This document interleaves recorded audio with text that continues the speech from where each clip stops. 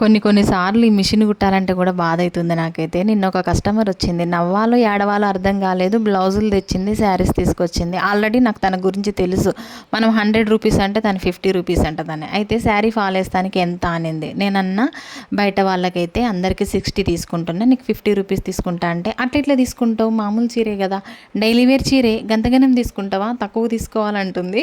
నిజంగా నాకు నవ్వాలో ఏడవాలో అర్థం కాలేదు. అరే ఏ చీర అయితే ఏంది, ఫాలు పీకో ఫాల్ అయితే ఒకటే కదా వేసేది దేనికైనా కూడా, ఇంకా వేరే అయితే తక్కువ అయితే ఏమి ఉండదు కదా అని చెప్పేసి నేను, ఆమెకు అస్సలు అర్థం కావట్లే.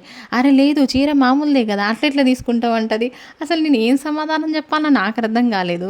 నా వల్ల కాదు, నేను కుట్టనమ్మా, ఇంకా వేరే దగ్గర కుట్టుకుంటే, అరే అట్లా ఎట్లా అంటావు, ఎప్పుడు నీ దగ్గరనే వేస్తా కదా, నువ్వు అట్లా ఎట్లా అంటావు, నీ దగ్గర కాకపోతే ఇంకెక్కడ వేస్తా అంటే, దేవుడా రేట్లు పెరుగుతున్నాయా తగ్గుతున్నాయా రోజు రోజుకి. చూసే వాళ్ళకేమో టైలరింగ్ చేస్తున్నారు, మస్తు కుడుతున్నారు, ఎన్ని డబ్బులు సంపాదిస్తుందో అనుకుంటారు. కానీ ఇలాంటి కస్టమర్స్ ఉంటే అసలు కుట్టడమే దండగా అనిపిస్తుంది నాకైతే.